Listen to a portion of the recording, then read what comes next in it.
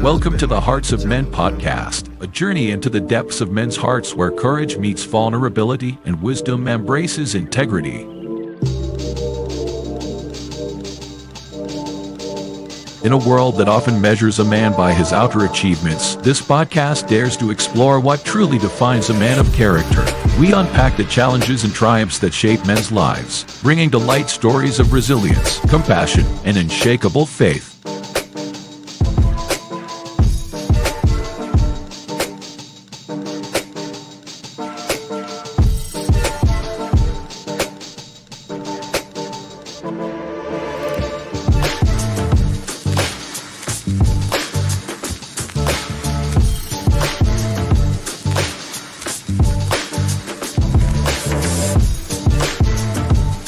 We believe that the heart of a man is a treasure trove of untold stories, powerful lessons, and profound wisdom. Through authentic dialogues and insightful discussions, we aim to unlock these treasures, one story at a time.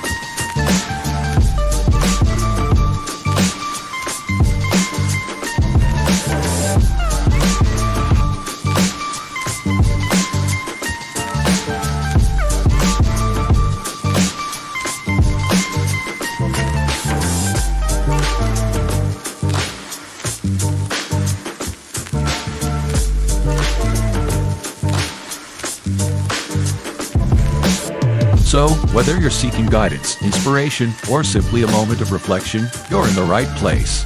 Get ready to be challenged, inspired, and transformed.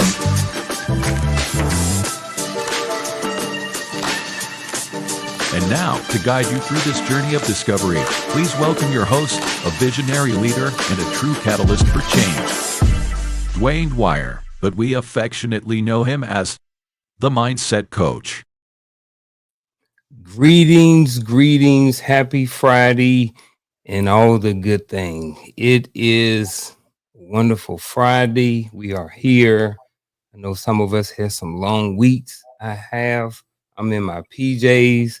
I am ready. I am comfortable. I am excited. I am ready to get into this topic tonight. But before we do, I would like to first welcome the most empowering chat in all of YouTube. Thank everybody for being here tonight. Once I introduce everybody up here on the panel, I'm going to allow Coach a couple of minutes, and he's going to call each one of you by name and welcome you individually. But with that being said, ladies and gentlemen, tonight on the panel, we have myself. I am the Uncle Junior, and I also go by the Consistency Coach. To my side, the side piece, not the side piece, you know what I mean? No Diddy. To this side over here, wherever you at. I don't know if it's my left or your right, depending on which way y'all look at the screen. When I'm looking at the screen, he is on my left. So my brother, Mr. Dwayne Dwyer, also affectionately known as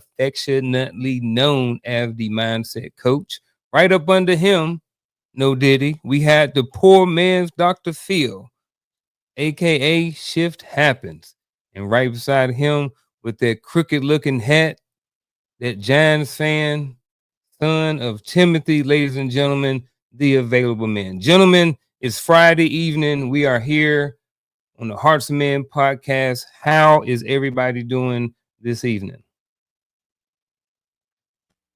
I'm good, man. I'm still processing side piece right now, but I'm good.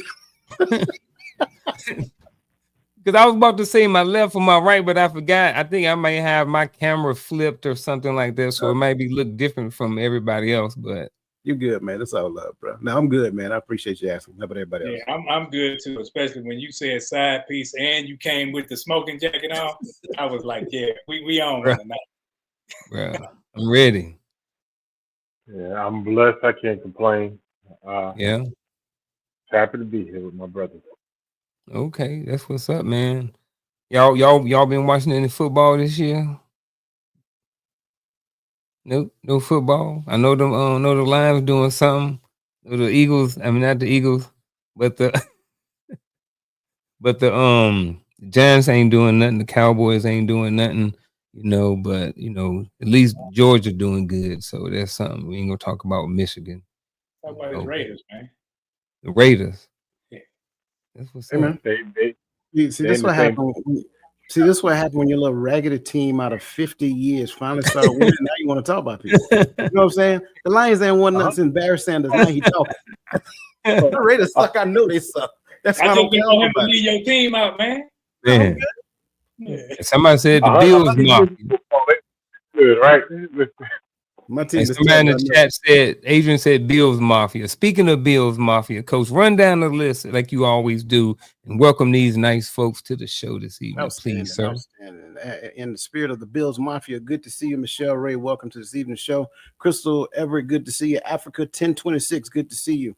Let's see, who am I missing here? Miss Adrian Walther, good to see you. Miss Lisa Keys, good to see you. Welcome to the show. Miss Verlene McCoy, aka Queen V, good to see you and welcome to the show. And if anybody else is out there and you have not had the opportunity to get in the chat, let us know that you're here. By all means, do so. Also, if you're on YouTube, look in the lower right-hand corner of your screen and locate the YouTube icon. Put your cursor over that and go ahead and select subscribe. Do not forget to hit the notification drop-down menu and select all. That way that you will know every time that we go live. That being said, I turn it over to the Uncle Junior himself. Man, I am excited about this topic. I am interested in how it's going to go.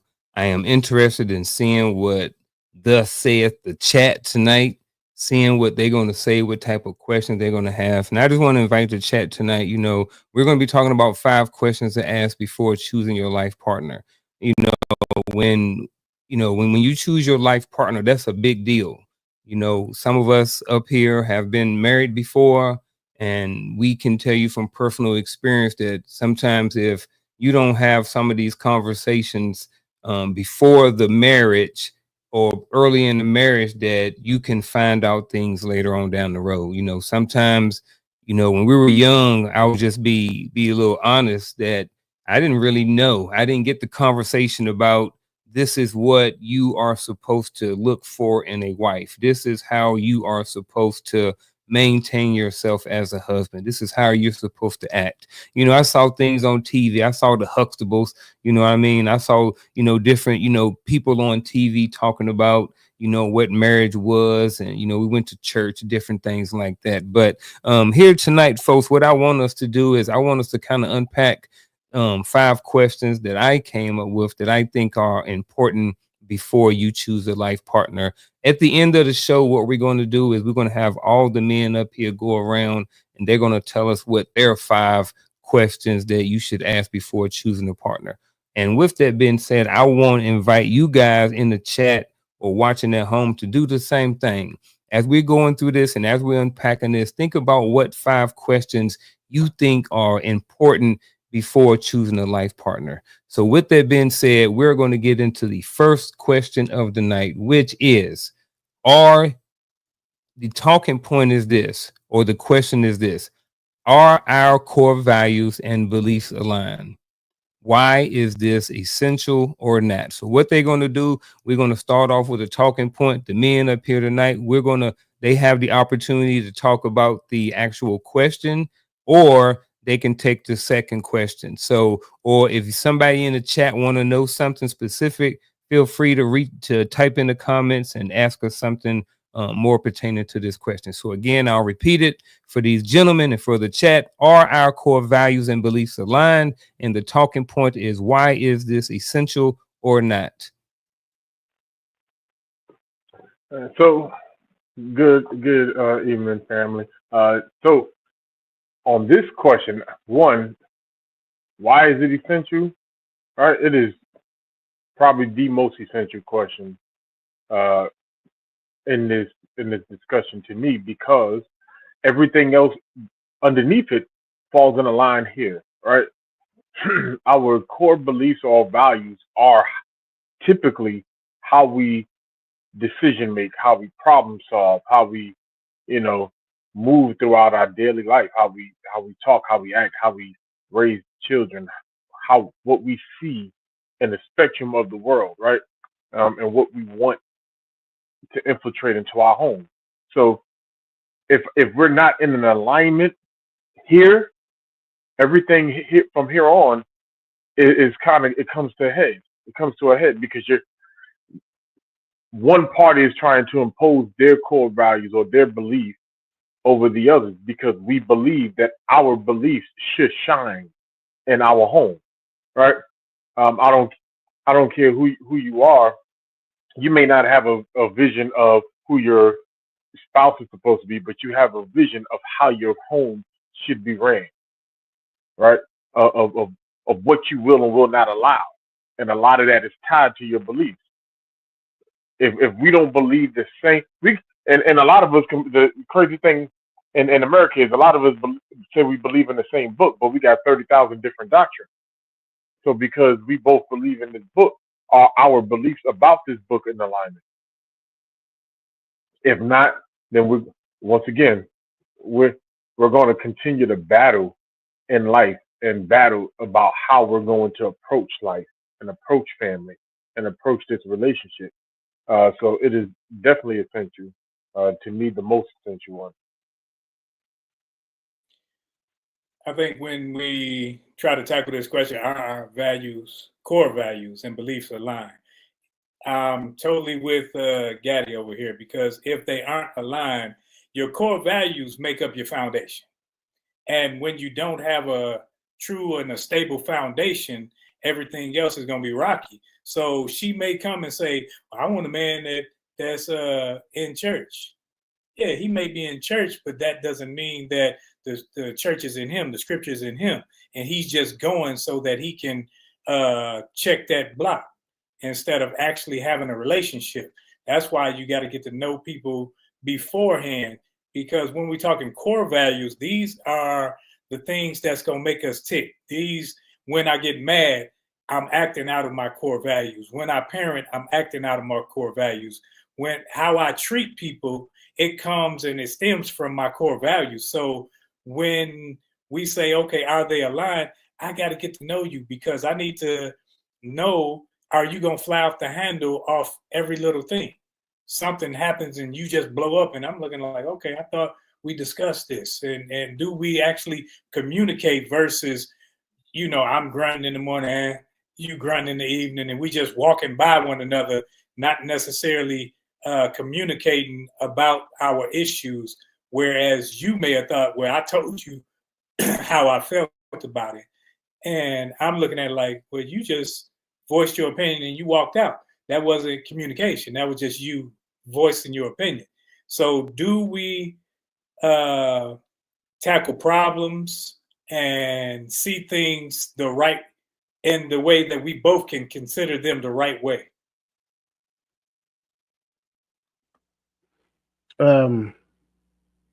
So yeah, I'm completely in agreement as it pertains to this question. Why is it essential? I think it's essential to understand how committed you are to those core values as well. What do they look like? What specifically is important to you? I like what Gaddy said. Like, sure, we say that we may pattern our life off of the book, but how much of the book do you pattern your life off of? Do you only empower your life off of the portion of the book that you feel empowers you, and then reject the rest? Do we take the book in its entirety? If that's what we're patterning out, that's what we're using to pattern our life off of. So when we look at core values, I think we need to also define those core values. Piggybacking off my brother Stephen Kyle, he said, "What is your favorite ice cream? Your favorite desserts?" You know what I'm saying? Yeah, that might be important. You know what I'm saying? But seriousness, like, be specific. Don't just say, "Oh, we pattern our life off the book." Like, what specifically do you pattern your life off with when it comes down to the core values? And when you define those core values, you have to define them to such a degree that you understand, like, the depth and breadth of your commitment to those core values. Like, I want to be, because I don't want to just leave it vague and say, "Oh, we do it off the Bible," because a lot of times that's what people do. And then in your mind, you assume, A through Z. But then in the midst of behavior, like Roland just talked about, you may fly off the handle whenever this right here happens. Now, I won't say that your behavior stems from your core value, although it should. A lot of times your behavior stems from your upbringing and a lot of the things that you've been through, some of the unharmonized emotions that you never dealt with based upon certain things that you've been through. So then that kind of leads to a deeper question that I know we're going to talk about here in a second moving forward. But again, when we look at those core values, what define those core values and to what degree? That's why I think it's essential. So this question, right, and what we're talking about is before choosing your life partner. So what I got a follow-on question to this. So if I'm with someone, we haven't made that commitment to get married yet or be in a long-term relationship. Like, what does that conversation look like? How do I know if our core values are lining up? And this is for anybody on the panel. Like, how do I know if if our core values are lining up? We've been on a couple of dates, maybe we've been dating for 6 months or something like this, because, all of us have said that sometimes you don't know somebody even after X amount of years. So how can someone be sure before they jump into something long term that their core values are lining up? So I'll tackle this one first. So it's essential that you know what your core values look like, right? Many people out there say I'm Christian, don't know what that means, right? Many people out there say I'm a Buddhist, but I don't practice it. Maybe I'm a Catholic, but I'm not a practicing. I'm a Muslim, but I'm not practicing. We don't know sometimes what that core belief looks like. What does it mean to say that I am a follower of Christ? Do we know what that looks like? How does that play out? Right?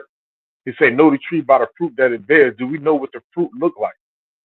And so because sometimes we don't even recognize in ourselves that we're not shining the light that the scripture tells us to shine.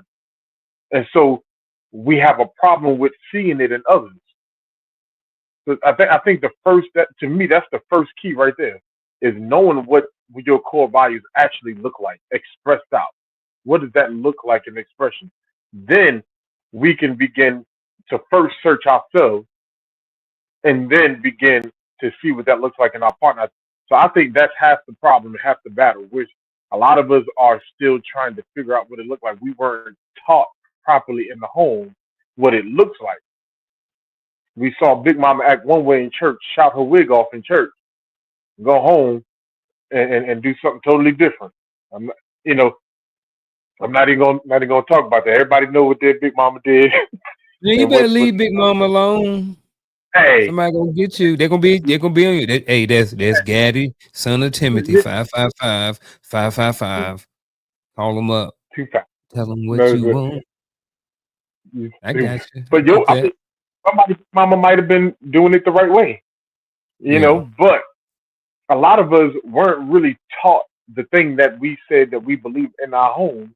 So as adults, we're trying to figure it out and we're trying to piece it together. So some of us really don't know what those core values look like to even begin to cipher through it when it comes to dating or building relationships. Gotcha. Anybody else? That's it. So if I want to make sure I got your question right, the question was, how do you know whether or not their core values align? Like you went for a couple of dates and, over time, you're trying to figure that out. Is that the question? And what does that look like?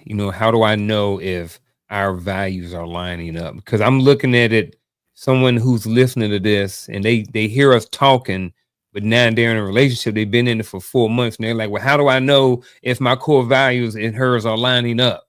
What do you say to that? So that's pretty much what I'm asking. Okay, easy. Behavior. Your behavior will always reveal what you really believe. I don't care what your mouth says. When your behavior shows up, believe the behavior over what was actually said. I like it. Let's move right along then. Anybody else? Y'all got something else to chew on this about? Y'all good? What I would say, I would just add my 2 cents to this. Are our core values and beliefs aligned? I've often heard that birds of a feather flock together. And I've also heard opposites attract. So I'm like, well, what is it? And it seems like people say those things based off of the situation or the company that you keep. So I believe that it's both. For me and Shell, our core values and our beliefs align. I think that's very important that when you're in a relationship, those values, those things have to align. Your core values, they have to. But I also think that opposites attract. Like we do different stuff. Like she play on her cricket and watch certain shows, and I play with my RC cars and play games and do different stuff. But we also make time for each other because part of our core values, and things that we like to do and our beliefs require us, or not require us, but we want to spend time with each other too. So because our core values line up, we do things together. And like I said, the opposites attract, and the birds of a feather. So I just think honestly that it's kind of both. But that's just my 2 cents. But that's all I got to say about that question. I am ready to move on.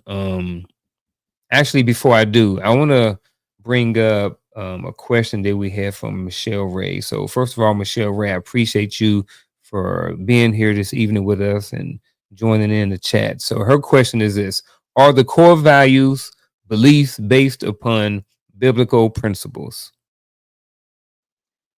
That would depend on the person, because I can't press on someone else from a different culture core values because they're my core values.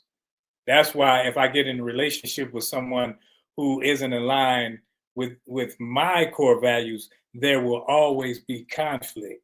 There will always be discrepancies of what we should do and what we're supposed to do, because our values aren't aligned.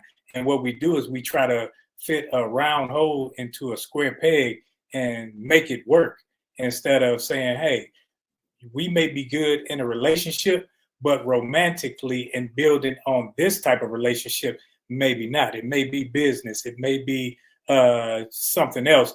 But for this and this purpose, no, because when I go to see the mother of my children, I don't want to have to argue about what we're doing about my children with the mother of our children, because we should be in line, because the vision is there. So we're walking forward together, not she's walking this way and I'm walking this way, and the children looking at us both like we're crazy. I'm gonna answer this myself too. Somebody else want to, they can. I'm going to say no. I see a lot of people who get married and core beliefs are based on biblical principles, right? And them jokers just as divorced as people who are not, getting married under Christ. And then you will look at other cultures who don't necessarily believe in biblical principles, but they have a certain culture to them, and that culture sets some of the rules that determine how they are in certain core values and beliefs, and those relationships work. So I think, like, Rogan was saying, I think it is based off of the relationship. For some people, their relationships, if you have one, it's the whole equally yoked thing. Like, I think if you got one, you kind of need both. Y'all, either way, y'all need to be on the same path. If y'all going to believe in biblical principles, then y'all need to be believing in the same biblical principles and have an understanding and make sure that they're aligned. Like Gaddy said earlier, it's different levels to this. It's different types of, people believe different things when it comes to, the same book. Like he said, it's 30,000 different types, I forgot the word you use, when it comes to, what's that? Denominations. Yeah, exactly. So for the same book. So I definitely get it. But anybody else? Yeah, I don't want to confuse what she is saying. I don't think this is a statement. I think this was a question she asked earlier when we were talking in relation to what we were saying. Like when we were talking about biblical principles, I think this was a question that she posed to go along with what we were talking about. Now, I agree 100% what you're saying, like whatever a person's belief system derives from, but yeah, link up with a person who does the same thing. So if you don't believe in the Bible, then it might not be good for you to tie your life to somebody who actually believes in the Bible. That might be detrimental to your emotional health. But I just want to make sure. Okay, so yeah, she confirmed Yeah, that. she got So you. yeah, okay. So I just want to be clear. Okay, thank you. All right. Also, Verlene McCoy, thank you for your question. I see you popped it up too. What if you marry young, you do not know what core values are? And I think that's the question or the statement I was bringing up earlier, right there, is because knowing what we know now, right? We understand scripture here at our age. I'm not gonna say our big age like some young people say because I'm my age ain't as big as y'all, but it's getting there, right? But we spend more time in the scripture on our own, right? So we understand certain things. But this was supposed to be something taught in the home, right? And that's something that we know now. This should have been taught in the home.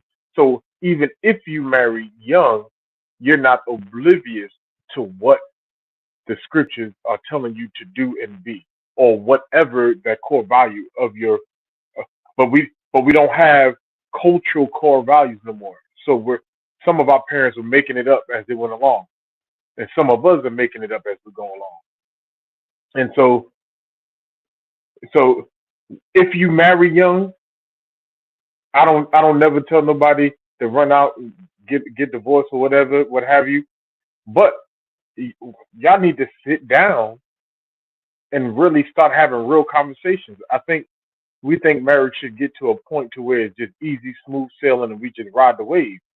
No, you got to continue to have conversations. All right, I see our direction moving. Where are we going? What does this look like?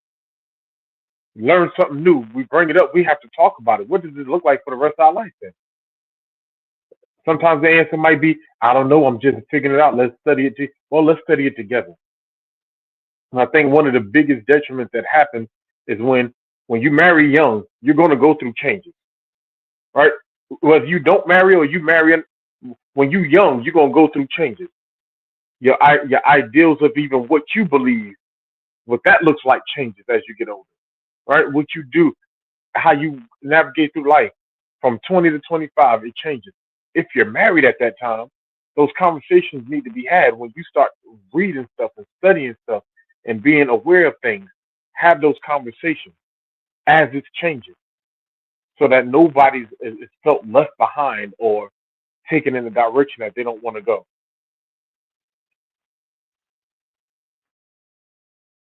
Word up. Hey, I'm gonna say this. I'm gonna put this last one up here real quick. Oh, I'm sorry. I'm sorry. I'm trying to do somebody else's job. I apologize, Lavonda. So thanks, Abe, for posting this. I understand you didn't have a question, you were just trying to say, but I just wanted to address it real quick, or I just want to I want Coach to address it real quick. So one common reason why relationships fail is misalignment of values. Even though it's not a question, Coach, can you answer that or just give a quick 30 to 1 minute feedback to this to Abe, please? Yeah, I think to his statement question, I would have to say the answer is yes. And it doesn't really matter which version of y'all existence do you talk about. If if you have a misaligned value when it comes down to, like, say for example, like we're talking about biblical principles, you believe the Bible says one thing but this person believes something, then you guys will butt heads as it pertains to that thing. You actually look at finances this way and this person look at finances this way. Eventually you guys are going to butt heads when it comes down to it. When it comes down to raising kids, you look at things one way and the other person look at things the other way. You guys are going to butt heads. So the misalignment of values as it pertains to the way that you guys live your life, it will cause problems, and ultimately it will pull you guys apart, simply, especially if one party is stubborn and does not want to make any amends, and you guys have not necessarily identified what would be the judge when it comes down to your disagreements. Then yeah. I like it. Again, Abe, I appreciate the question. We're gonna move on to the next question. You know, we just talking about button heads, so let's roll right into it. How do we handle conflict if you don't have this question before you have a relationship, or at least address it, you may have some issues. So again, the question that I proposed was, how do we handle conflict? And do you believe understanding your partner's emotional triggers can prevent or minimize conflicts? I think understanding emotional triggers will let me know that a person may not be ready for that long-term relationship when we're talking about commitment, because they still have some things that they need to deal with. Because if they're triggered by a lot, triggered by every word or some words, that means that there's some type of therapeutic action that needs to be taken before we can go forward, because I can't go around walking on eggshells thinking I'm going to offend you with everything that I do, because that makes me unhappy and me on edge, because I'm worried all the time about whether or not I'm going to offend you. And that won't make for a happy alignment. So that's my take on that.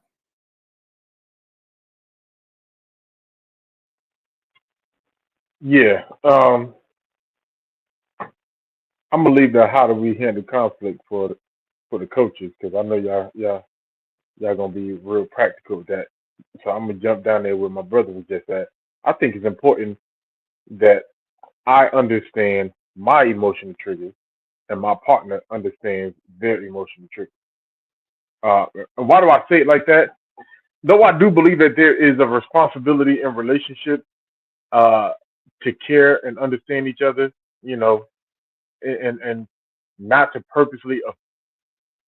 I'm careful with that word offend, because truth has the chance of offending someone at all times. But I should know how to handle my partner, right? But I'm not going to be held in captivity to your emotions. I refuse.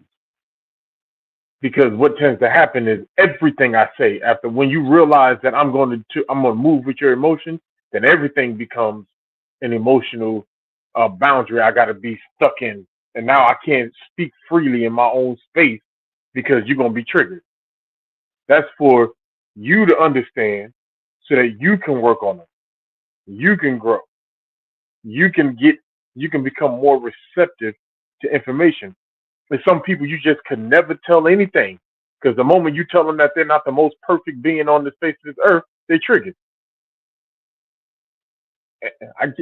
We can't have a relationship if we're not going to grow. Unfortunately, we can ask 1,000 questions, but once the relationship gets started and it gets real, there's going to be some adjustment on your side and my side in order to make this thing work for the long run.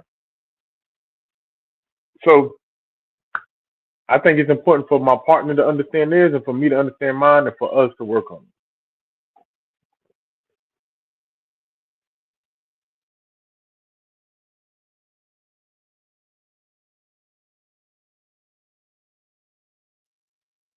My bad. I was doing something else at the same time. Yeah. I'm with Gaddy. No, I don't have to understand your emotional triggers. Your emotional triggers is on you. That's your business to work out. You got to work that out yourself. I got to work on mine, right? That's the everyday thing that I have to work on. How do we handle conflict? Because I think that's what Gaddy said he was going to point in our direction. I go back to that conversation we had a while back. We got to work out conflict with a concept called thoughtful disagreement, right? We actually come to an understanding of what that looks like. So given the context of the conversation and the topic of conversation, like there's certain things that are should be taken into consideration. I'm not going to, let's just say my significant other is like, she has a degree in finance, and let's just say she worked in finance and all that stuff. What I look like arguing with her about finance? I'm going to go to her and ask her questions about finance. No, I'm the man. That's stupid. That is just the dumbest thing ever.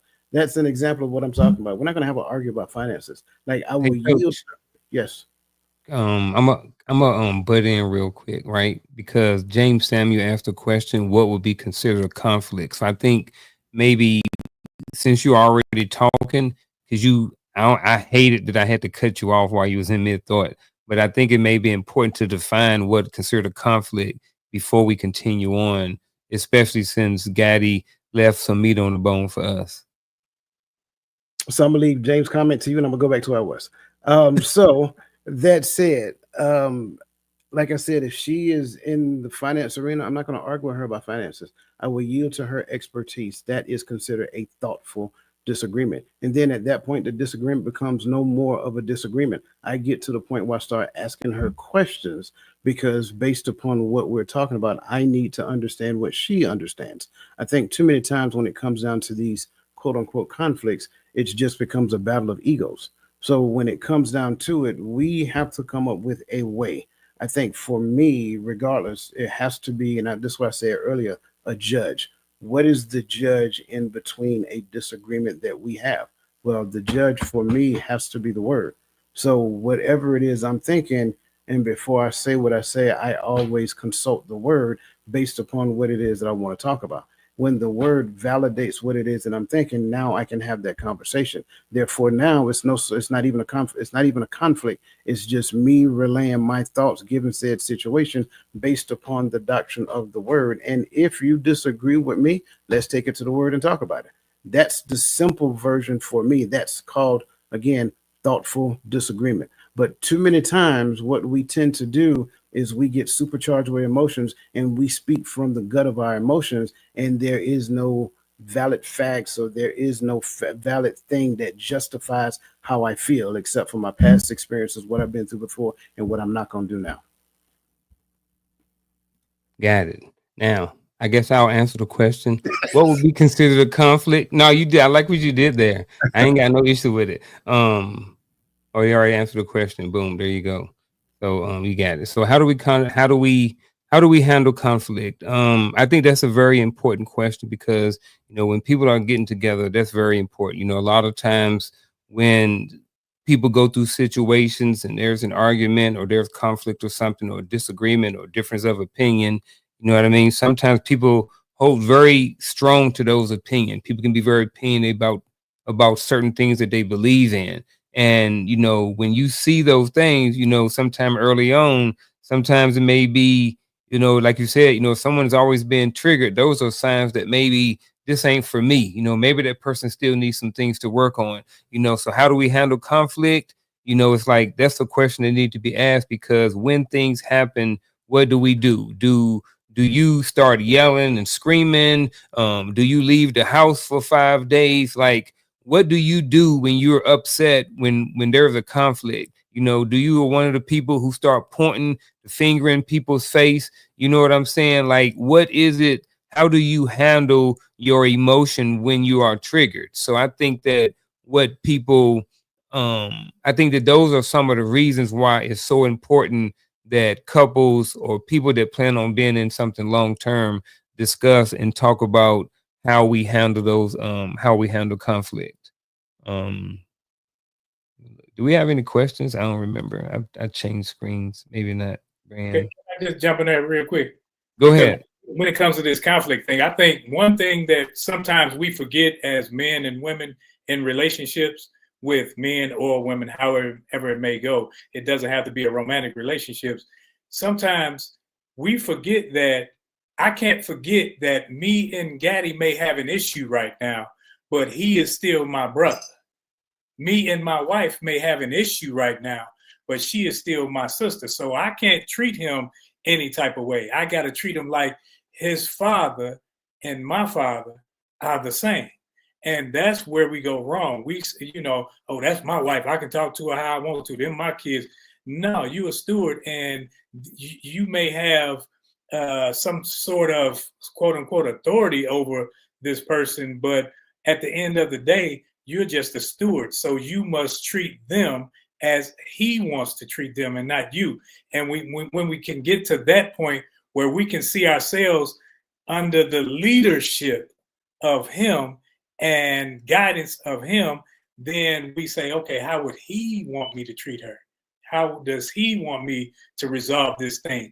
Whether we got to step back and say, okay, it was a heated fellowship right then, but I got to come back with a humble expression of gratitude that I'm in relationship with this person. And I think you kind of cleared up this trigger thing too, because sometimes we get it twisted when we think that when we talk about how we're responsible for treating each other, and we twist that when it comes to our to barriers or to put to triggers and all that. Like you can't make it my responsibility to dance around the things you got to work on. It's my responsibility to treat you how the scriptures tell me to treat you, how my father told me to treat you. Right? That's what I'm responsible for. Whether it's my like you said, whether it's my brother or my spouse, I have to treat you how I'm supposed to treat you. That's different than me dancing around your emotional triggers. And so I like that you brought that out because that sometimes you have to see that other side so people understand the difference. So when you try to say, well, you know that that's my triggers, what? All right, we work on that. Everybody can't be held into captivity to something because it bothers you.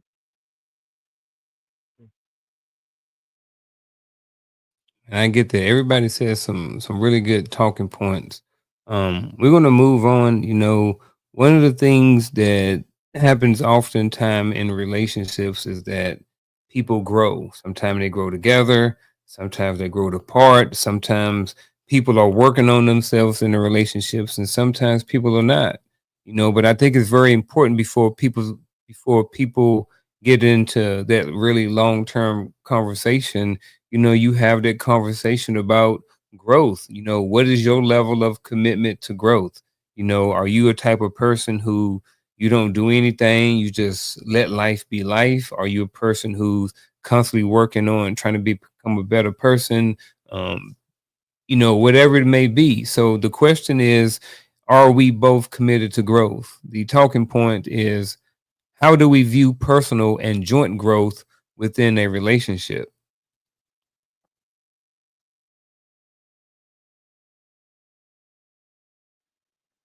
I think when it comes to growth, when I first joined the military and after I got married, I was thinking, hey, I'm the breadwinner and I go to work all day. And I was thinking, okay, you're supposed to stay home, watch the kids, this, that, and the other. And I overlooked, hey, this person also needs to grow. This person also needs to have something outside of here. So I never took into consideration that, man, she wanted to go. I was thinking that like if I had to watch the kids after I got off work, I wanted to go play ball. I wanted to wind down. I wanted to do something. So the selfishness of being a young, immature person, I was only thinking about my growth. Okay, my next promotion, my this, my.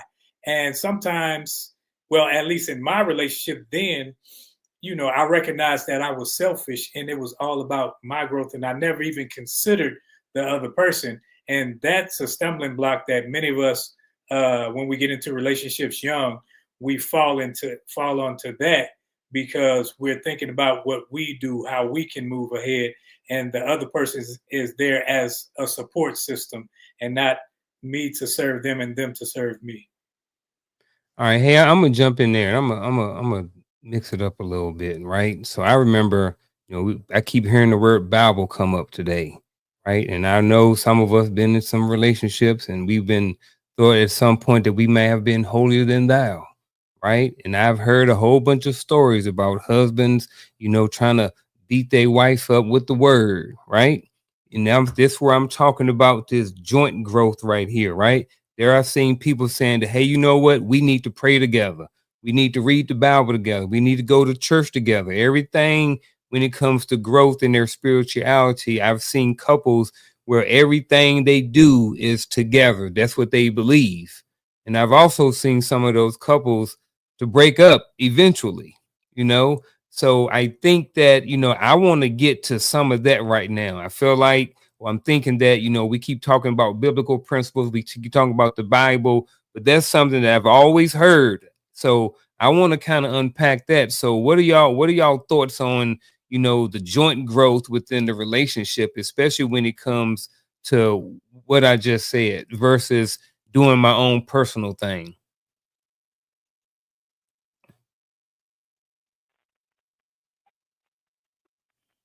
I, trying to tread carefully where how I want to go there. Um, so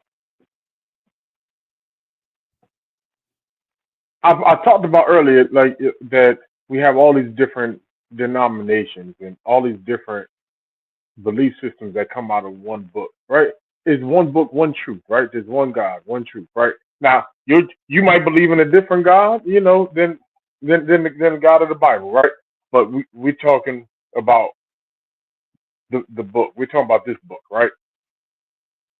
And so we have to get out of the concept of trying to make it fit us. That's my first thing. If the goal is for us to fit what the Father has said, then I think sometimes I think we'll get rid of the men who trying to beat the women up with the Bible, and then sometimes you get rid of some women who feel like they're being beat up with the Bible, because what we have today is a generation of people who believe the Bible is teaching them that sin is the new holiness. The same Bible that says, woe unto them that call good evil and evil good. But the doctrine that we have taught recently is that sin is good and righteousness is bad. If you're righteous, you don't have a need for Christ. But if you're a sinner, you'll be holy and accepted into the kingdom. What? And why am I talking about it? I'm not trying to do a Bible study on this, but the problem is we have such a screwed view of what the scriptures are actually saying, that in order to lead my home according to the scriptures, I have to be in jeopardy of someone saying that I'm a chauvinist, or someone saying that I'm trying to beat up somebody with the Bible. I'm trying to force you to do things, and all. I want you to. No, we're just reading the scriptures. And if the scriptures offend you or make you feel that way, address it with the scriptures. If that's what we saying we're coming into this to believe or to grow together in. Because I think sometimes we act like there's only responsibility on one side when it comes to what the scripture says. There's heavy responsibility on both sides. But I'm going to leave that right there.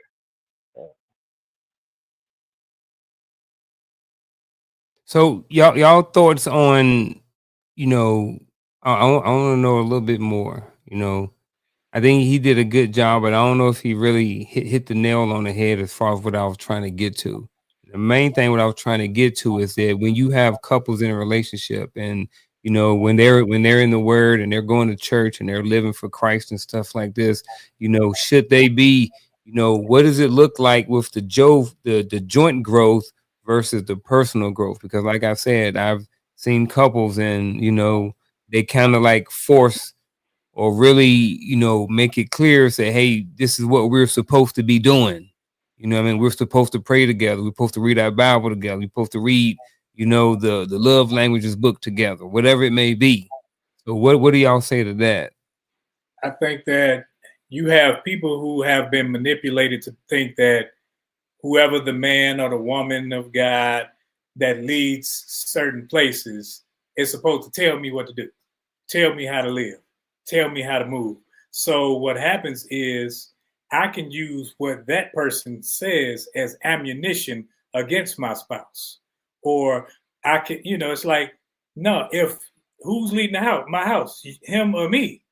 So that's why I have to be the one developing my relationship. She has to be the one developing her relationship. So when we come together, now we can communicate. Now we can see where we're growing. Now where we can see where we need to grow. And when we go to a certain place, that person is not the head of our house. So their decisions are for their house. But at the end of the day, they aren't leading my house. So you can't go tell on me. You can't go and because that's what happens. So when we talk in church and that conflict, I think that we need to stop thinking that if I go to a certain building, if I'm under certain leadership, then I will be holier. I will be better led. No, you will look the part, but sometimes looking the part and being the part are two different things, because the maturity comes through the growth of the scripture, and then our maturity as two people in relationship should be where we can come together on the scripture and say, let's reason together on this. so that now we can go forward. I struggle with this, and here's why. Because a lot of these people, and you don't necessarily know who, right? A lot of these people still have on their mask.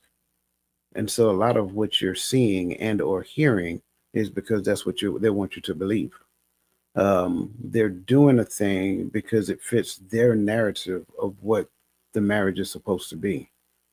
But there has to be an individual path for each party so that they can be a joint path together.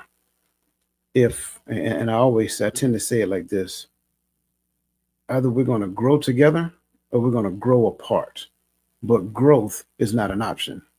So if we're talking about in the scriptures, it would behoove you to grow with me, because my relationship, according to how I understand it to be, will not cease because we said I do.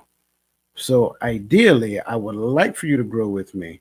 But if you want to spend your time watching Desperate Housewives and, Housewives of Atlanta and all kind of stuff like that, that's your choice. And I'm going to leave you to it. But eventually you're going to recognize it's going to start being a space in the gap, because I'm not going to stop reading. I'm not going to stop studying. I'm not going to stop teaching. And if you so choose to withdraw from that, that's on you. And at the end of the day, what you're going to find is that there's going to be this great divide. So when you hear certain people say, well, and I'm not saying this you, I know you're posing a question, but when you hear certain people say, well, my husband want to beat me up with the scripture, or my wife want to beat me up with the scripture, or this is that, and so forth and so on. Well, how do I know that what they're telling me is the true, authentic thing that actually happened? And again, to be honest with you, it ain't my business. That's their business. That's their relationship. Y'all got into it. Y'all the only two people that's going to tear it apart. So you sharing with me what happened in your relationship, I hate to say this, and it's really going to sound callous, but I don't really care. You understand what I'm saying? And I mean it in love, if you can take it that way, right? I don't really care. That's in your relationship. Now, if you want me to help, I'm here for it. But once it goes down the rabbit hole, once it once they hit rock bottom and y'all keep digging, don't call me at that point, because it's too late. You should have called me when y'all realized y'all was digging a hole. Hey, this is the time to have a conversation. And so we can have that conversation at that particular point in time, not to blame one person or the other, but to come together, like Roland said, come together so we can reason and see what the scripture says about the thing that you're doing, but what's going on within your relationship. But it is imperative for both parties to be on a growth pattern. If they're married, that is identical, so they can come together and see that growth happen in their marriage as well. All right. I like it, man. It was some good points. I don't even know if I want to highlight anything, but so what I'll do is I was just send a shout out to the chat. You guys have been busy over there, been really active and participating. So appreciate you for that. Appreciate you for being here. If you're new here today, go ahead and hit that like button, share it with somebody, and watch it on the replay. And check out the other videos that we got. Also, yeah, let's move on, man.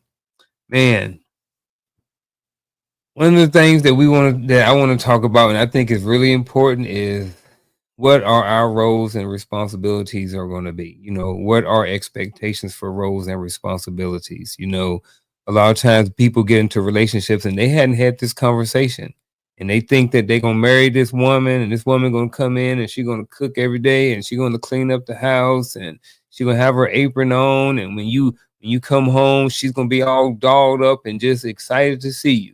And women think that they done married this hardworking dude that's going to be able to fix the plumbing and put shingles on the roof and, be 6 foot tall and all these other different things. And then we're not 6 foot tall, but then you get into them and you realize things ain't what they were all cracked up to be, because you had an expectation from this person and you guys hadn't talked about it and you hadn't had this conversation. So with that being said, the question is, what are our expectations for roles and responsibilities? And what the talking point, either one y'all want to get to, what do role expectations mean to you and how are they communicated? I think that we kind of pattern ourselves after roles growing up. We teach our daughters, you know, she watched Disney and she's fooled by Disney. When it comes to Prince Charming, I think we talked about that on one of the shows.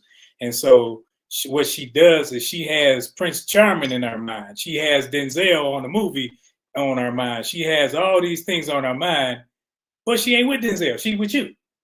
And then what she does is she tries to fit you into that mold instead of allowing you to be who you are. And then growing up, we as young men, we see the nice looking women on TV. So we see those little centerfolds that we used to get out and pull out. And we want that person. Oh, you got to look like that. But then after she's had 3 of your kids, them big head babies came out of her and they're yours. And now you say, oh, well, you ain't 135 pounds again anymore. So now you try to push that off. But when we're talking about roles, my role, I got one role. It's to be the man, to be the husband. So whatever that is, I think all roles are roles of servitude, of service. So if I got to pick up some slack and clean, cook, and do this, because we're in relationship, that's what I do. But I can't become just overlooked. You know, sometimes we can overlook people that do things. I think when we're in relationship, I can't say, well, it's the woman's role to cook and clean. Those things can be transferred. Whoever in the kitchen, whoever cooked better or whatever. But when it comes to something, if someone rings my doorbell right now, I will stop my camera and I'm going to the door. It's nighttime and I don't know, because I'm looking at it for the safety of my home. That's my role. And they will know that. They'll keep ringing the doorbell and none of them women gonna answer the door. But that's at my house. I don't think we have. I'm a father, she's a mother, and I'm a husband, she's a wife. I don't do all those, well, cooking and cleaning and washing, and because those are things that I actually do.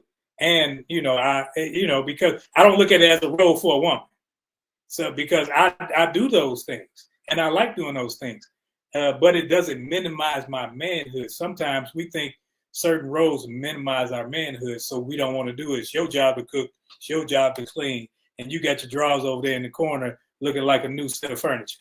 No, you got to make sure that you help out, and it's our responsibility to maintain the relationship and the household. Wait, did you say drawers looking like a new set of furniture? I just wanted to make sure I heard you right. With the lazy boy, I guess it might be brown too. I don't know. Very well, very well.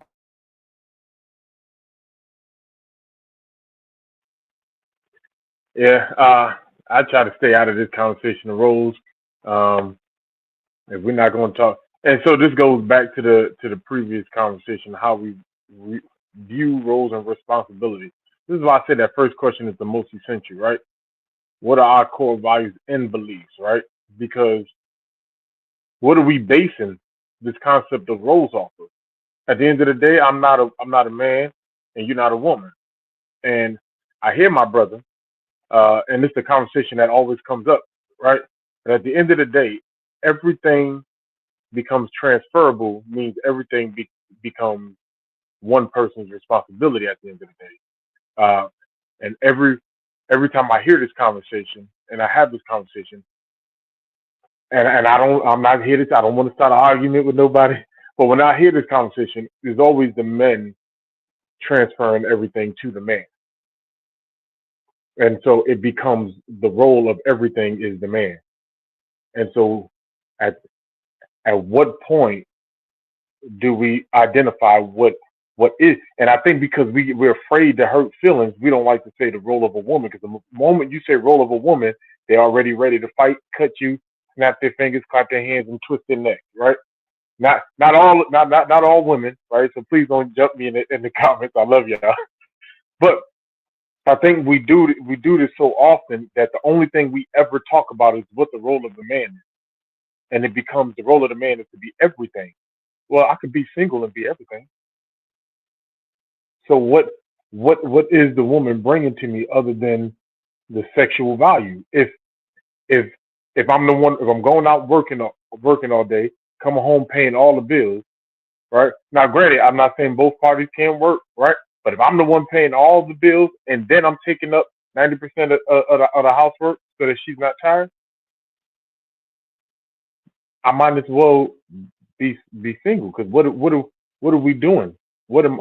Because the only thing we actually doing together is in the bedroom. And I'm not saying women need to be pregnant and barefooted in the kitchen, but we have to identify more than just one role. And it can't. I just that's always the conversation. It's always a conversation. What is the man's role and what the man is supposed to do, and what the man is, and the man has a lot of responsibility. I get that. A lot of responsibility is on the man. But I feel like, and it's just me, but I feel like we giving out all the time to a lot of women who don't want to be identified as having a role. Hey, bring that up. Yeah, bring that up. I seen it too. Bring it up. That's simple. I'm not trying to be funny, and I like the fact she said it's really that simple. If she get out there and grab the lawnmower, I'm gonna run over my truck. I'm just keeping it real. You ain't cutting the grass in my house. That's all it is. I'm joking. I'm not gonna run you over the truck. You know I'm joking, but I'm just saying this is an easy question for me, right? What are expectations for roles and responsibilities for them to exist? What do role expectations mean to you? They are responsibility. They are responsibilities for each party, and how are they communicated verbally? It's simple. That's my take on it. Now, are you? And I know I'm not asking you this, right? Are you looking for the specificities? Not your business. It's their business. Whoever's in relationship. So if he does all the cooking, then by golly, good on him. By golly, good on her. If she cuts the grass, great. And he's all for that, great. I ain't gonna have a lot of respect for him. That's just me, but I'm just saying. Listen, this right here, and I've heard it so many times. I'm with you to a certain degree. Like I don't. The whole gender role things is like, come on, man. Like, you know, I have a better conversation by figuring out what kind of shoes I'm gonna wear tomorrow morning when I get up. Like seriously, we like to impose our will, our assumptions, our thoughts, whatever, on somebody else's in their house. That ain't your business. Whatever they do in their house, like I'm gonna use you because I like the fact that you be transparent, right? Whatever they do in their house, that's their business. That ain't for me to decide. It ain't for me to critique. Whatever I do in my house is my business, right? That's how it works. That's how it should be. We get caught up in the nuances of things. First and foremost, you ain't gonna ever find no piece of paperwork that articulates who's supposed to be cooking or cleaning. So what you got to go off of? It become an endless pursuit of nothingness. So to me, I think it's real simple. Are there gender roles in the house? Yes. Right? Should they exist? Yes. They define responsibility. I don't care what it looks like. And at the end of the day, how they're communicated, verbally, honestly, transparently. That's how they're communicated. If you do not, then that if you do it, especially early on, now you have an understanding of how your partner thinks. And then if you need to make some adjustments, that's cool. Like if you want your old lady to cook, young man, if you want her to cook, and she's like, well, ain't nobody ever taught me how to cook. Get your behind in the kitchen and say, don't worry, baby, I'll teach you how to cook. There's nothing wrong with that. Like I think a lot of times we create confusion when confusion doesn't necessarily have to exist. So that's just my take on it. I think this is a very easy and simple space, but a lot of times we get caught up in the whirlwind of confusion. Well, I ain't gonna do this, I ain't gonna do that. Don't do it then. It's that simple. Don't do it. Ain't nobody gonna beg, ain't nobody gonna make you do nothing. Fellas, if you don't want to pick your drawers up off the floor and then it sits there and look like a brand new set of furniture, let it sit there. Let's see how long she stick around and deal with that. Or she gonna stick around and deal with it and pick them up behind you. That's what happens in your house. And me personally, I really don't care. I appreciate all the takes on it. So I'm like this. What are our expectations for roles and responsibility pre-marriage? I think this question is important. And I think it's important because I think that there needs to be roles and responsibilities. I understand what James Samuel said. He said we do what we find our hands to do when it is needed. If I need to clean the house, I clean the house. If she needs to take the trash out, she takes the trash out. Certain things will take care of. So I don't necessarily think I necessarily 100% agree with that. And the reason being, I think that sometimes this can maybe create a space of laziness, or to where things may become imbalanced, meaning that if I know that, you know what, I'm just going to sit back, I ain't going to never take the trash out because I know she's going to take it out. Or I ain't going to clean the kitchen because I know he's going to clean the kitchen. So I think that maybe they're not necessarily specific to those certain roles, but I think that there needs to be some structure and some roles kind of sort of handed out so people know where they fit in. You know, I know that, you know, every week me and Coach do Coach's Corner. I know where I fit in. There are certain things that I do. There are certain things that we do. We have a relationship, a working relationship for Coach's Corner, you know, so, but we can't just go up in there willy-nilly every Tuesday. You know, coach decide, well, you know what, I ain't gonna come up with a topic this week. But then I show up and I'm like, what's the topic? He like, well, I don't know. So I thought you was going to do it. So I don't necessarily agree with just, I understand picking up people's slack, but I think there needs to be some communication when we're picking up some slack. You know what I'm saying? We need to have some defined roles within the house. If something is going on and you can't fulfill your role, address it. Say, hey, look, baby, I'm tired today. I had a hard day at work. Can you take out the trash, go cook dinner, and feed the baby for me? Yes, I got you. I can do that. You know what I'm saying? But just not taking out the trash, just not cooking the dishes, you know what I mean? Hoping or thinking that because we don't have this structure in place that someone else is going to do it, I think that can lead a space where it creates a certain amount of laziness, and it can create some resentfulness, because eventually somebody gonna feel like, darn, I've been taking out this trash for the last week. You know what I'm saying? I've been washing the dishes for the last week because there was no clearly defined plan in place for who is supposed to do what role in the house. Now you can take out cooking, cleaning, you can add in whatever you want to add in, but that's my kind of take on it, you know. And I, you know, if somebody want to respond back to it, feel free to do so. No, you're good, and that's exactly what I was saying. Like, it has to be addressed openly, and you have to talk about it. If you don't talk about it, then you got a house full of well, not full, but you got two people in the house that are assuming something, and you know how that goes. Like, even with, like Michelle Ray mentioned, balance, but I'm agreeing with the balance thing, but I don't want us to think as balance as being equal. It's not an equal thing. It will never be an equal thing. That's one of the biggest misconceptions that we have, especially in this country, right? We want this thing called equality. You don't really want equality, because if I hit you with the equality button, then trust me, now you're saying you're going to do the exact same thing I'm doing. It's not going to work, because you ain't going to want me to do it. You get that lizard in the house and you be like, hey, come get this lizard. No, you man up, go grab him. Grab him by his tail and throw him out the door. You see what I'm saying? So that's what I'm saying. Go fix that toilet. Exactly. Like, balance is good, but understand that balance and equality is not the same thing. We keep screaming equality too many times, but equality is a misnomer, and it's a deceptive tactic. I think, and this is me. I think what we have done, somehow, some way, we have made certain things seem as if it's lesser than others. And so when we, even in the space of having a conversation, I don't think a lot of relationships are comfortable having a conversation, because I feel like if I tell this woman that I think she should cook, whether she know how to cook or not, I'm telling her that she's less than me because she's cooking, or she's not as important as me because she's cooking. I think we put a negative spin on things, because if I cook, I want you to, every time I cook, I want to see my family go, Daddy, that was good. Oh, hey, that was good. I like, I don't feel less than because I cooked the meal. So why saying, hey, I would like for you to cook? It seemed like the lesser role. Or it's frustrating to me to have this conversation, because I feel like that's where we always end up. We always end up to where, you're not just gonna have me stuck in the kitchen. You're not just gonna have me do or whatever. It's not a lesser role. It's not you bigger than me, you worse than me, you're not as great as me, or you're not as important as me. It's we serve we serve different capacities to each other. Like Roland say, I bet you one thing I'll never see when I go to his house. I bet you if I come knock on that door, my sister ain't coming down there to open it.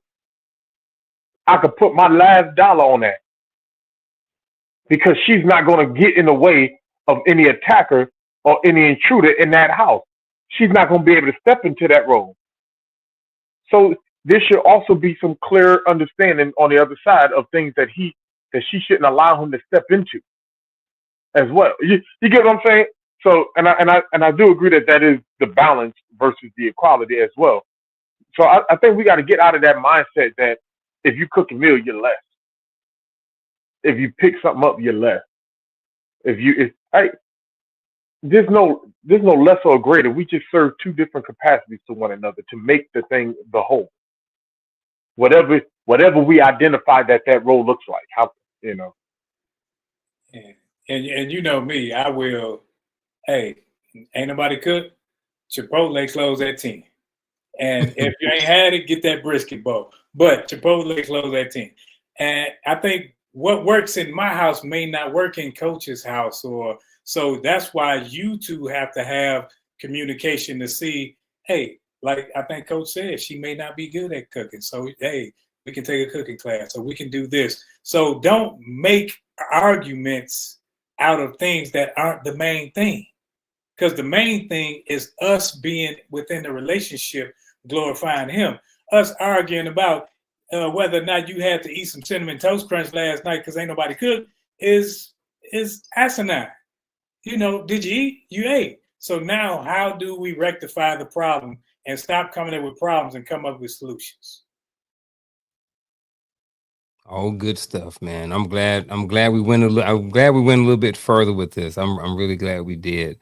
The last question of the night before we get to everybody else's 5 questions to ask before you choose your life partner. So y'all stay tuned because again, at the end, these brothers gonna give us their 5 questions to ask before choosing a life partner. I'm expecting it. You know what I mean? I got my notepad. I didn't write a bunch of notes on purpose so I could leave space to write these things down. But when it comes to a vision, I've heard a whole bunch of different things. I heard, the man gets the vision and he gets it from God and he shares it with the wife. I heard that the man and the wife come up with the vision together, all these different things. So before someone gets deep into a relationship, I think it's an important question to ask. Do we share a vision for the future? Now, with that being said, you can go a couple of different ways with this question.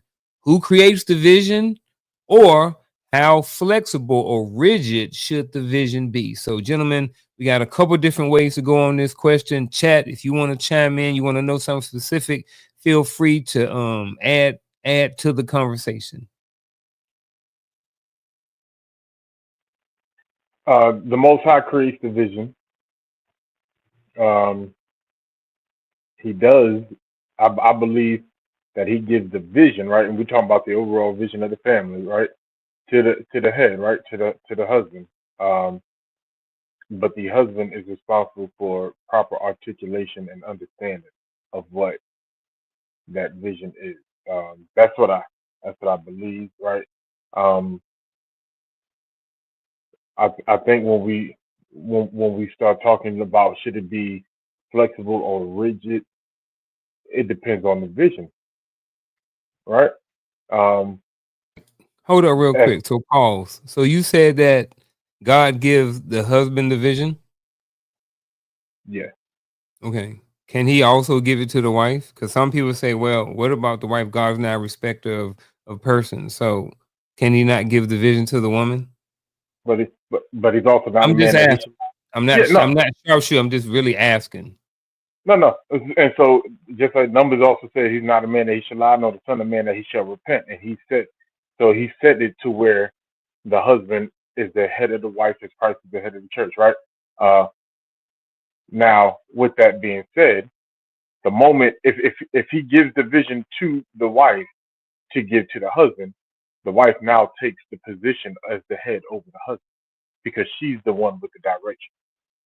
So if he does that, then he has set things in a different order than what he has said it is. And so I don't believe that he's ever lied or he repented of anything that he has ever set in order. But we see that in the garden. You go all the way back to the beginning. There's a reason why the serpent went to the woman to set things out of order. This is why when he addresses the two, after all is said and done, he addresses the woman and says, now your crave shall be for your husband, and he shall rule over you. He wasn't trying to make anything rigid or harsh. He had to set back in order the order he set in the beginning that Satan had destroyed. So we have to keep the order of the Father in its proper perspective. So if the wife says that she was given the vision over the husband, tread carefully. That's all I have on that.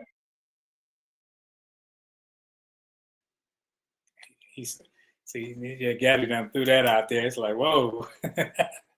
I think that when we're looking at vision as the head of the house, it is my position to lead. Now, I think what people may hear is that we're minimizing her aspect in this relationship. No, because we know that she sees things. We know that she's connected. So, but the person that will be responsible for everything will be him. When it comes to, like, if something happens, they coming to him. If somebody knock at the door and the kid, hey, the husband answering the door. So I think when we're talking vision and vision from the Most High, she's there as a helpmeet to make sure that I'm in line with the vision that we've already talked about, that we've already prayed about and discussed, make sure that it goes forward. Because I may be too much into myself and I may be taking us to the right when we're supposed to be going straight.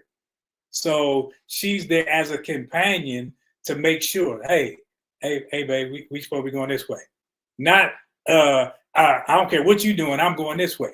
See, that's what happens. We have people that want, hey, what roles are we taking? I'm taking the lead on this one because we're not talking about whether or not we're going to the grocery store or whether or not we're going around the corner. We're talking leading this family. And leading this family, if I'm the man, I'm leading the family. If I wasn't, you should have chose another man. I mean, it sounds harsh, but it's true. When you find a real man, some women that aren't secure will say he's toxic.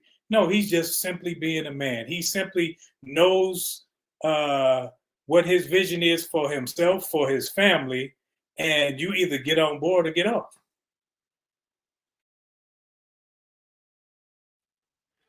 I don't disagree with nothing these brothers said. That's why I'm just sitting here smiling, just like let them cook, because I'm right there. I like the question that was asked: Are we creating a shared vision? No, I am casting vision. It's we have to understand, because again, there's some things we got to disown, because the things that we have brought into it wants to take it and make it equality. That's why I started off with the whole equality thing. It's not about equality. It's about balance. And what's the balance? When you two got married, you're supposed to find a way to become one flesh. So to Roland's point, like when some people hear it, it sounds as though they're saying that women are less. No, becoming one flesh is the part that you guys are working on. So when he gets the vision, he must cast it so that she understands the vision, because now you're working together in unison. You guys are working so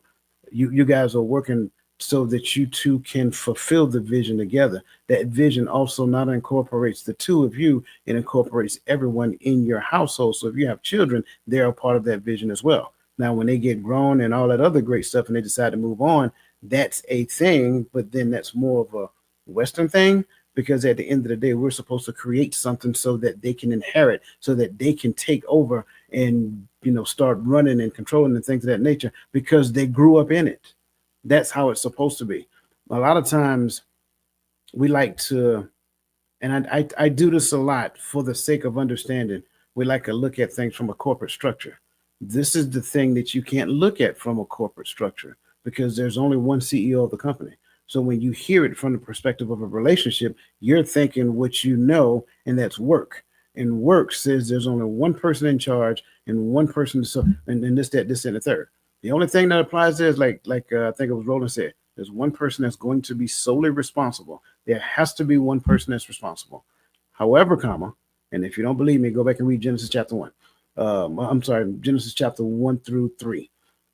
However, understand that man incorporates the male version and the female version. And until you process that, when you hear man, you're always thinking, well, that doesn't include me. Well, if that's what you believe, that's part of the reason why relationships are the way they are right now. So out of fear of going too far and going too deep in this, because I can talk about this for quite some time. I already mentioned that. Before fear of going too far and going too deep in, I'm gonna stop right there. Yeah. Yeah, I think all great talking points, and I'm in alignment with everybody. You know, I believe the same thing. I believe that the man is given a vision and he shares it with his wife. So with that being said, you know, we got about 9 minutes or so to go, and you know, this is, you know, we're kind of about to wrap up with the final thoughts, but as you see, we got about 9 minutes to go. So that means these brothers are going to have a little bit of time to be able to cook a little bit as far as when it comes to whatever their talking points are and whatever their 5 questions to ask before choosing your life partner. So, you know, if you want to, while these brothers are going through their 5, if you feel like you want to type your 5 in the chat, feel free to do so. But if not, that's fine too. Listen to what these brothers have to say. Listen and see what those 5 things are. And then something else I said backstage before we jumped on, and I want to share it with you guys as well. And that is, you know, with these 5 questions, if you are currently in a relationship, then maybe sit down with your husband or your wife or your partner, whatever like that, and go through some of these questions, because I think that a couple or somebody who's in a relationship could benefit. You know, how people renew their vows every certain years. It's nothing wrong with going back and doing a check on learning to kind of see where we at, because the relationship after a while, you know, the relationship evolves, people grow, people change, people adjust, people evolve, all these different things while they're in a relationship. So as you know, so excuse me. So again, you know, if you want to, you know, you can look at these questions, you know, if you're in a relationship with somebody and say, hey, you know, are our core values and beliefs still aligned? You know, how do we handle conflict? Go back and revisit, hey, how are we handling conflict? You know, last time we got in an argument or we had conflict, this is what happened. Is this how we want to continue, or what do we need to adjust in the conflict area? Are we both committed to growth? Are you guys still committed to growth, or are you not? You know, what is your perspective on growth? What is her or his perspective on growth? What are our expectations and roles for responsibilities? You know, things change. You know, maybe at one point y'all had kids in the house, now y'all don't. Maybe someone's in a part of their career to where they're working longer hours, so someone may have to pick up the slack. So have you discussed and talked about these things going forward? And lastly, my 5th one again is, do we share a vision for the future? Have the man been presented the future, and have that vision, have your man been presented the vision, and have that vision been articulated to you in a way that you understand it? Have you asked the proper questions to make sure that you are in alignment and understand the vision of the future? So that is my final thought. That is my last little talking piece on all of this. So we are going to start going around the horn. I think we're starting with Gaddy, then we're going to hit Roland, and then we're going to hit Coach. And we're going to get these final thoughts. And now I want to hear what you brothers got to say about these 5 questions to ask before choosing your life partner.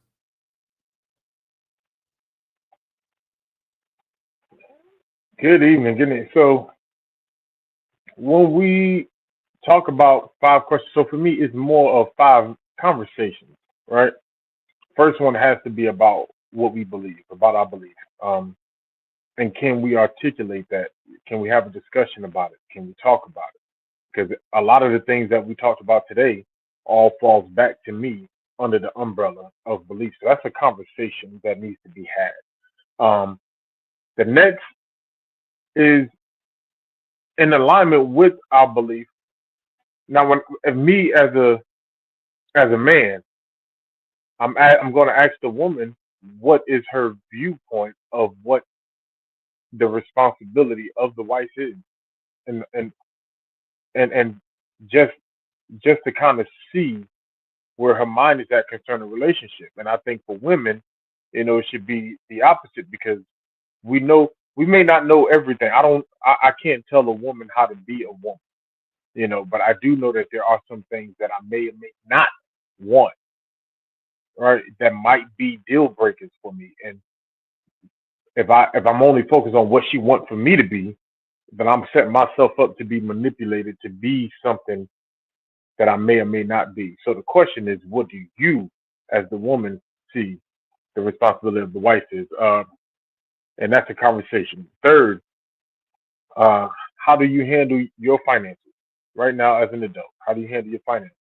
If finance is not a strength, I'll take on, let me have that. Let me handle it. We'll have that conversation later. And then if it's a strength to you, are you willing to take it off? Make sure that we're good. Or like I think someone talked about earlier, not to have an argument. Forget not having an argument. I want to lean on that expertise that you have in finances to better our finances as a family. And then a big one for me is, and I know people look at me crazy, but are you gentle? I think we've made so many hard and rough women that it's hard for a male's energy to exist in their space, because they've been taught and built to be so hard. And so for me, that's the big thing. Are you gentle? And let's talk about that. What does that look like? And my last one is really a joke, but it is, but it ain't, right? And that's, how do you feel about the Dallas Cowboys? If you're a Cowboy fan, then I got to swipe left. I'm sorry. I'm joking. I'm joking. I really didn't have a total of 5, because I believe if we have these conversations, a lot of these things will come out. And it's not too much. If we got if we believe in the same thing, if we're united on on what the scripture says and on our finances, right? And we are, and this is me. If you're gentle, I can exist in that space. I can be me as a man in your gentle space, and you can be gentle in my space. I think that's important for me.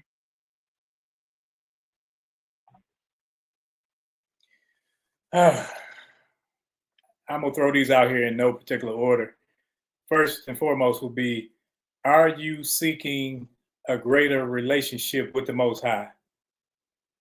Because I think sometimes we can put the Most High on the back burner when we find the one that makes our heart flutter, that makes us smile all day, and we can start to neglect that relationship.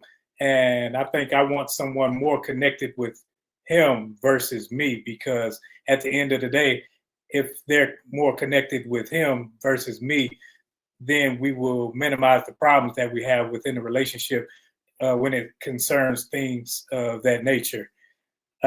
Second question would be, how can I help you grow?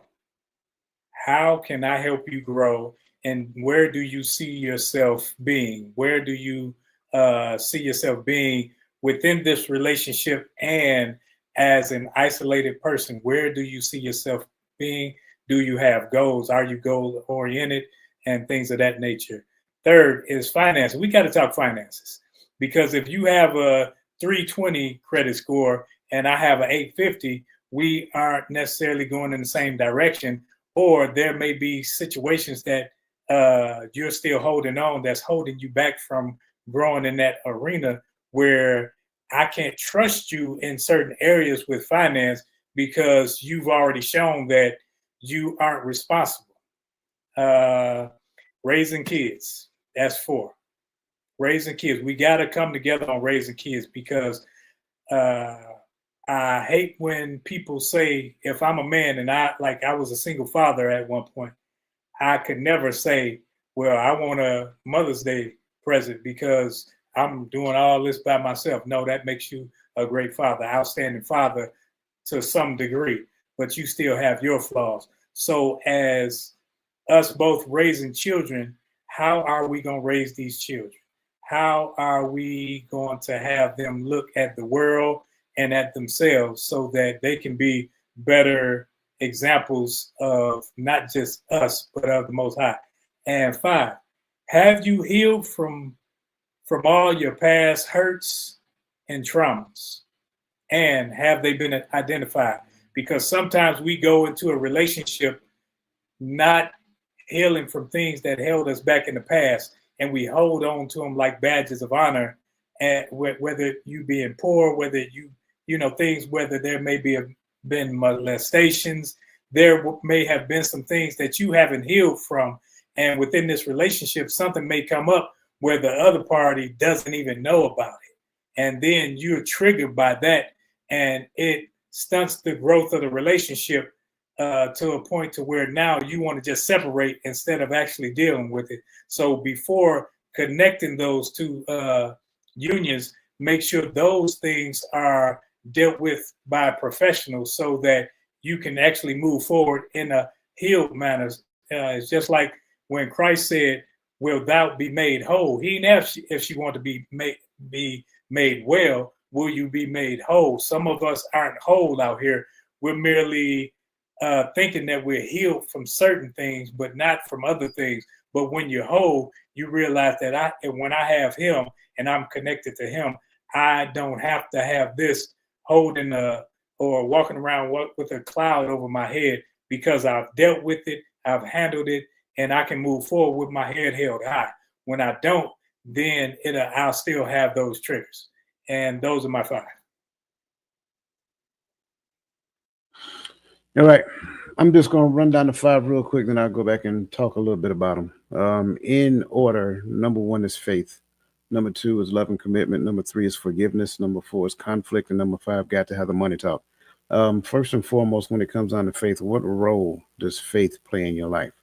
I know a lot of times we like to talk about faith and we go back and quote scripture and things of that nature, but what we do is we tend to have a knack of picking faith up and putting faith back down. And then transition into what we knew before, and then doing what we did before. Then when we get into trouble, we go back to faith. So I want to start off with that one. What role does faith play in your life? Second is the whole love and commitment thing. I want to know whether or not, like, how do you envision love, and how does it connect to commitment?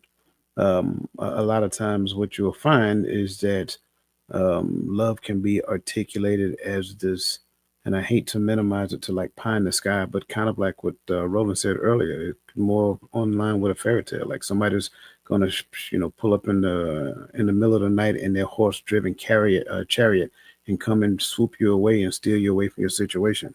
That's not love. That's fairy tale. So what does love and commitment look like? Are they two separate things, or are they one and the same? Number 3 has to be forgiveness. In other words, I would have to say, do you have a cutoff criteria? Well, not a cutoff criteria, a this, then that criteria. If this person does that, then all bets off, right? And I think that's important to understand, because for that person, they're not ready for a relationship. Not saying that person who is asking is looking for an out as though they're planning on doing that.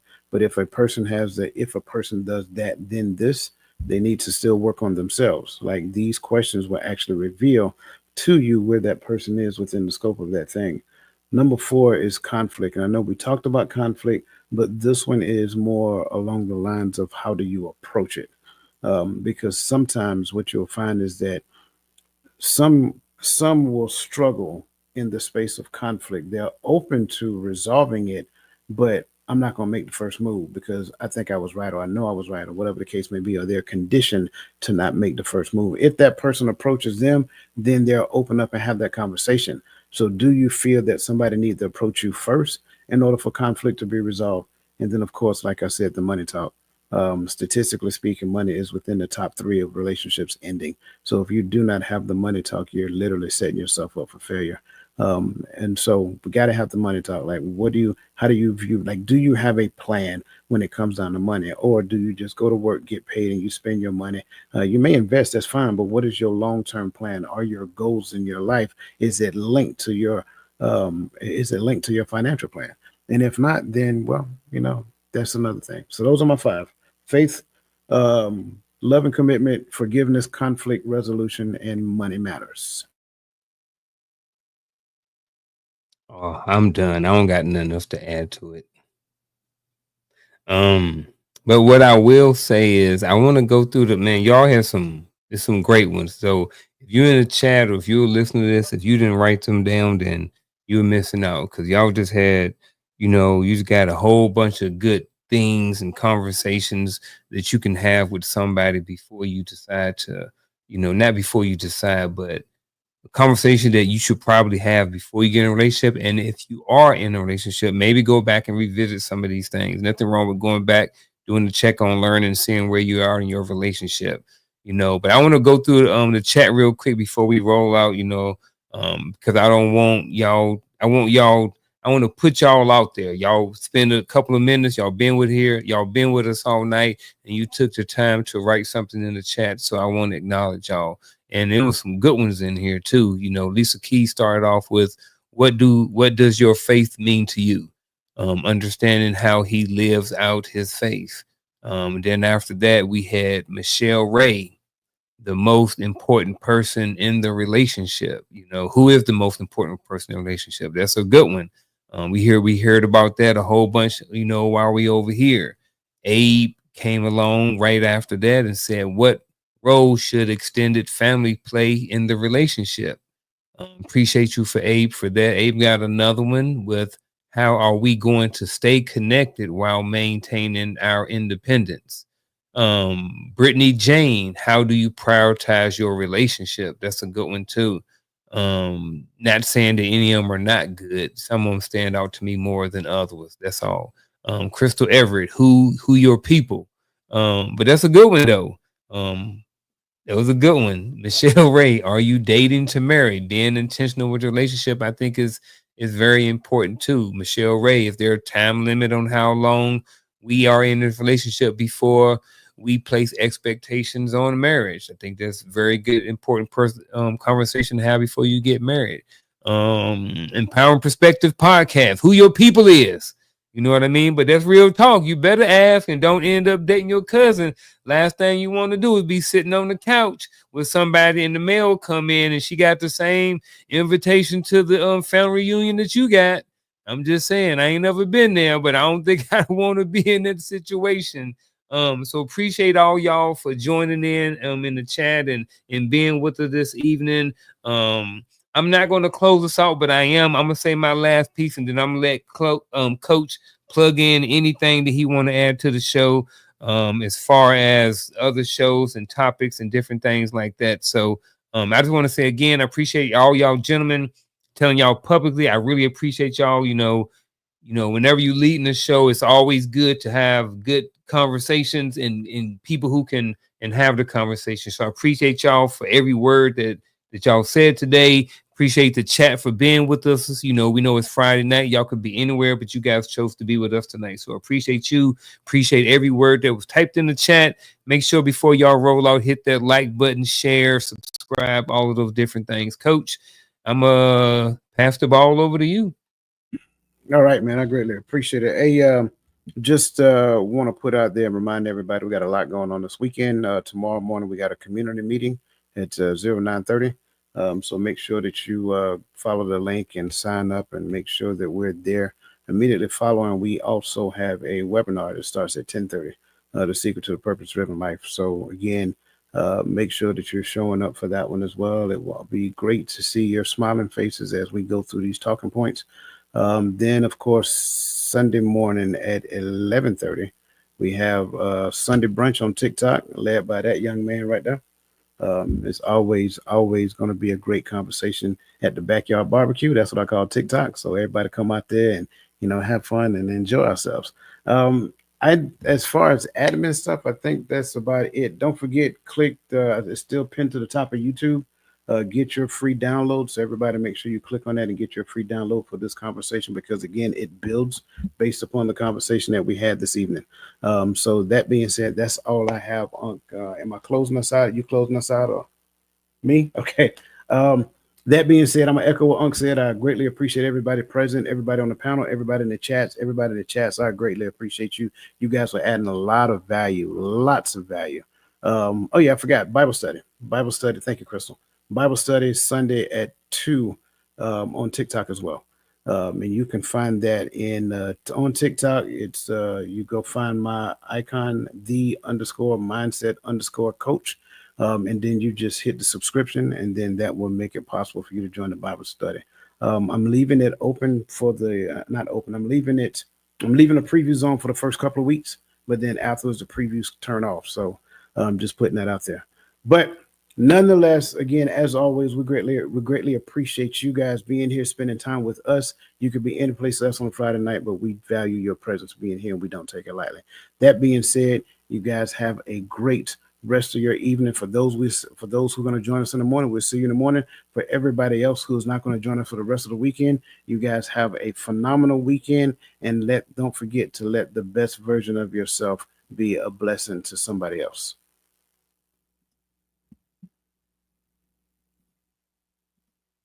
My bad.